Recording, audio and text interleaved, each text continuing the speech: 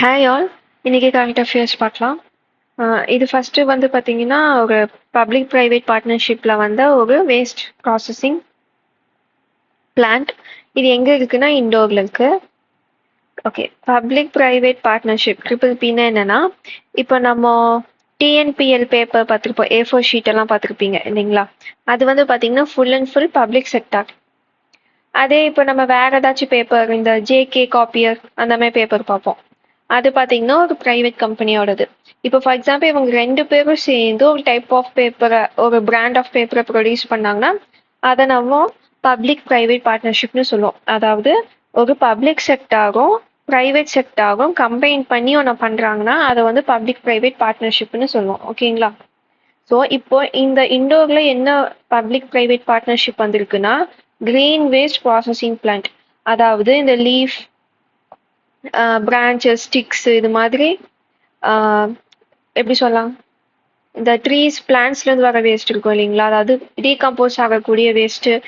இதில் அந்த ஃபைபர் இருக்கும் இல்லைங்களா, அந்த இலை, அந்த குச்சி, மரப்பட்டை, இதுலலாம் நம்மளுக்கு ஃபைபர் மெட்டீரியல் இருக்கும். ஸோ அதை வந்து நம்ம இக்கோ ஃப்ரெண்ட்லியாக வேறு ஏதாச்சும் மாற்ற முடியுமா அப்படிங்கிற மாதிரி பார்த்துட்டு இருக்கோம். ஸோ அந்த வகையில் இண்டோரில் இருக்கிற முனிசிபல் கார்பரேஷனும் ஆஸ்ட்ரோனாமிக்கல் இண்டஸ்ட்ரீஸ் பிரைவேட் லிமிடெட், இவங்க ரெண்டு பேரும் சேர்ந்து ஒரு வேஸ்ட் ப்ராசஸிங் பிளான்ட் வச்சிருக்காங்க.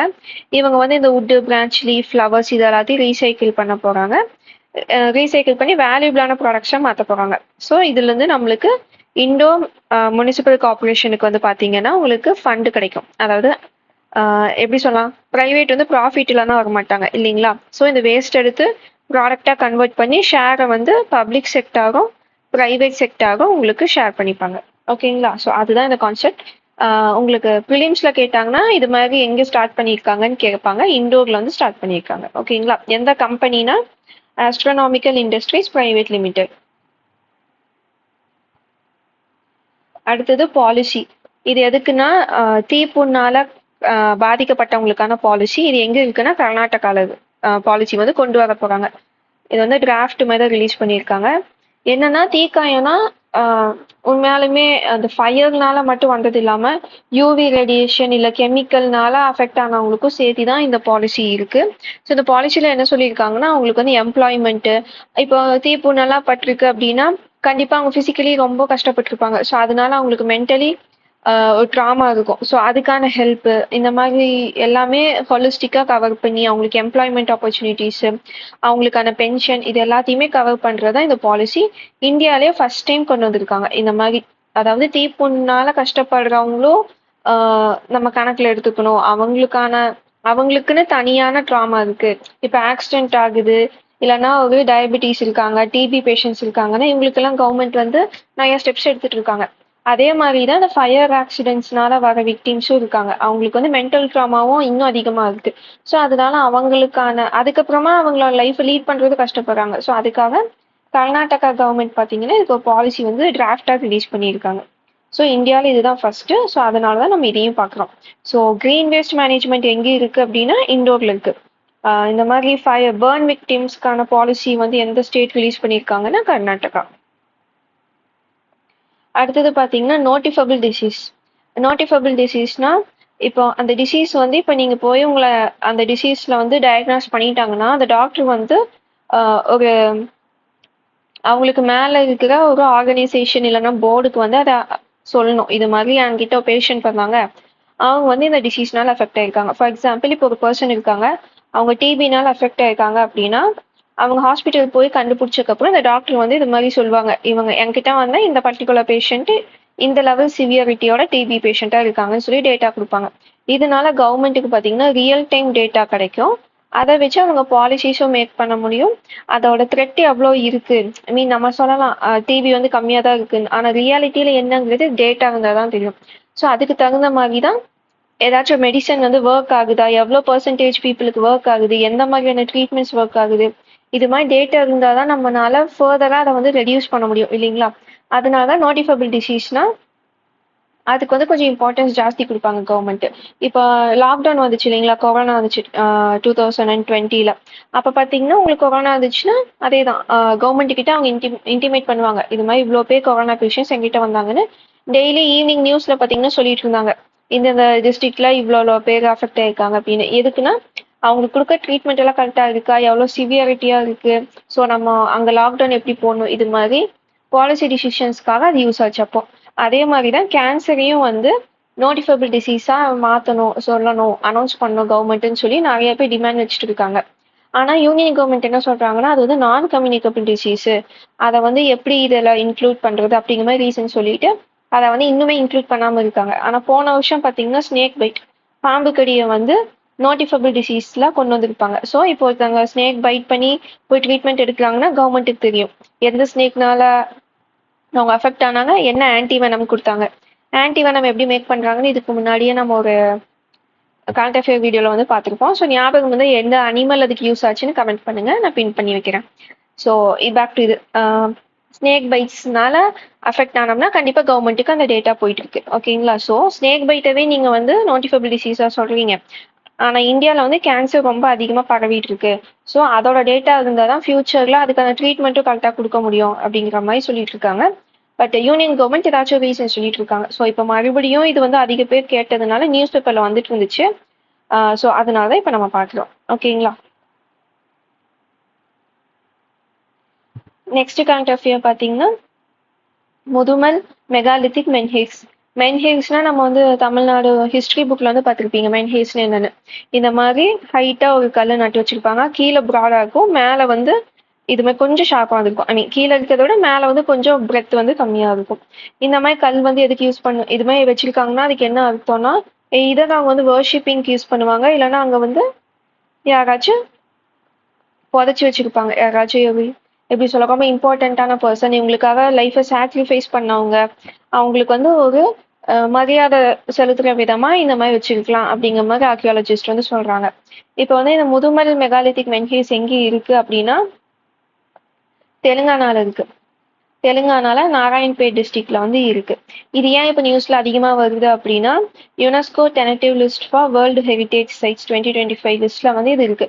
மொத்தமா இந்தியாவிலேருந்து 6 சைட்ஸ் வந்து இந்த லிஸ்ட் டெனட்டேட்டிவ் லிஸ்ட், அதாவது டெனட்டேட்டிவ்ல தான் இருக்கு, இன்னும் ஃபைனல் லிஸ்ட்ல வரல. ஆனாலும் நம்ம இதை ஏன் திரும்ப திரும்ப நியூஸ் பேப்பராக வந்துட்டு இருக்கு அப்படின்னா இந்தியாவிலேயே கண்டுபிடிச்ச மென்ஹில்ஸ்ல இதுதான் ஓல்டஸ்ட் மென்ஹில். அதனால தான் இதை நம்ம திரும்ப திரும்ப நியூஸ் பேப்பரில் பார்த்துட்டு இருக்கோம். ஸோ கொஸ்டின் பேப்பரில் ரிஃப்ளெக்ட் ஆகிறதுக்கும் சான்ஸ் இருக்குது. ஸோ இதை பற்றி நம்ம என்னென்ன தெரிஞ்சுக்கணும்னா அது எந்த ஸ்டேட்டில் இருக்குது, இன்னும் எந்த டிஸ்ட்ரிக்ட்ல இருக்குன்னு கூட நம்ம பார்த்துக்கலாம். அடுத்து இதுதான் ஓல்டஸ்ட் மென்ஹில் அப்படிங்கிறது தெரிஞ்சுக்கணும். அதை ஏஜ் பார்த்தீங்கன்னா 3500 to 4000 பிஃபோர் ப்ரெசென்ட். இப்போ இருந்து 3500 4000 வருஷத்துக்கு முன்னாடி பழமையானதான் இந்த மென்ஹில் எங்கே இருக்குன்னு தெலுங்கானாவில் இருக்குது. இது எப்படி பர்ஃபெக்டா அலைன் ஆயிருக்குன்னா இது வந்து ஈக்வினாக்ஸ் சாலிஸ்டிஸ், நம்ம ஜியாகிரபியில படிச்சிருப்போம் இல்லைங்களா, ஈக்வினாக்ஸ் படிச்சிருப்போம், டேவும் நைட்டு ஈக்குவலா இருக்கும் அப்படின்னு. ஸோ அந்த மாதிரி இந்த சோலார் இல்லைன்னா சோலார் சிஸ்டம்ல நடக்கிற இந்த ஈவெண்ட்ஸுக்கெல்லாம் இது வந்து அலைன் ஆன மாதிரி இருக்கு. கான்ஸ்டலேஷன்ல பார்த்தீங்கன்னா உர்சா மேஜர், சப்த ரிஷி மண்டல்னு சொல்லுவோம், அந்த 7 ஸ்டார்ஸ் ஒட்டுக்கா இருக்கும் இல்லைங்களா, உர்சா மேஜர் உர்சா மைனர்னு பார்த்துருப்போம். அதில் உர்சா மேஜருக்கு இது வந்து இதை வச்சு ஐடென்டிஃபை பண்ணுற மாதிரி இது வச்சுருக்காங்க. ஸோ இந்த மாதிரி நிறைய டீட்டெயில்ஸ் இதெல்லாமே 3500 4000 வருஷத்துக்கு முன்னாடி இதெல்லாம் பண்ணியிருக்காங்கனால தான் இதை நியூஸ் பேப்பரில் திரும்ப திரும்ப பார்த்துட்டு இருக்கோம். இங்கே வந்து லோக்கலில் இது வந்து வர்ஷிப் பண்ணுறாங்க. இது வந்து லோக்கலாக அங்கே இருக்கவங்களோட டெய்ட்டியாக வர்ஷிப் பண்ணிட்டு இருக்காங்க. ஸோ ஃபர்ஸ்ட் நம்ம என்ன தெரிஞ்சுக்கணும்னா இது தெலுங்கானாவில் இருக்குது, நாராயண்பேட் டிஸ்ட்ரிக்ட்ல இருக்குது. இதுதான் இந்தியாவிலே கண்டுபிடிக்கப்பட்ட பழமையான மென்ஹில். மென்ஹில்னா என்னன்னு நம்ம பார்த்துருப்போம், large upright stone often tapered at the top erected by humans. ஹியூமன்ஸ்னால இது நிறுத்த வச்சிருப்பாங்க. இது வந்து நேச்சுரலாக இருக்காது. ஓகேங்களா? நேச்சுரலாக இருக்கிறத அங்கே இருக்க பீப்புளெல்லாம் சாமி கும்பிட்றனால அதை வந்து மென்ஹில்னு சொல்ல மாட்டாங்க. ஹியூமன்ஸ்னால இது எரெக்ட் ஆகிருக்கணும். ஹியூமன்ஸ் இதுக்கப்புறம் வந்து வர்ஷிப் இல்லைன்னா ஏதாச்சும் ரிச்சுவல் வந்து பண்ணிட்டு இருப்பாங்க. இப்போ இருக்கிறதுலே பழமையான மென்ஹில் எங்கே இருக்குன்னா யூரோப்பில் இருக்கு. ஓகேங்களா? ஸோ இந்தியாவில் எங்கே இருக்குது, தெலுங்கானாவில் இருக்குது, வேர்ல்ட்லேயே எங்கே இருக்குன்னு கேட்டால் யூரோப், அந்த லெவலுக்கு நம்மளுக்கு வந்து தெரிஞ்சால் போதும். ஃப்ரான்ஸில் இருக்குது. ஸோ மோஸ்ட்டாக வேர்ல்ட் லெவலில் எங்கே இருக்குன்னு கேட்க மாட்டாங்க, பர்டிகுலர்லி நம்ம இந்தியாவில் இருக்கிறதா மோஸ்ட்டாக டிஎன்பிசியில் கேட்பாங்க. ஓகேங்களா? அடுத்து லாஸ்ட் கரண்ட் அஃபேர் பார்த்தீங்கன்னா ஜிஎம் காட்டனை பற்றி.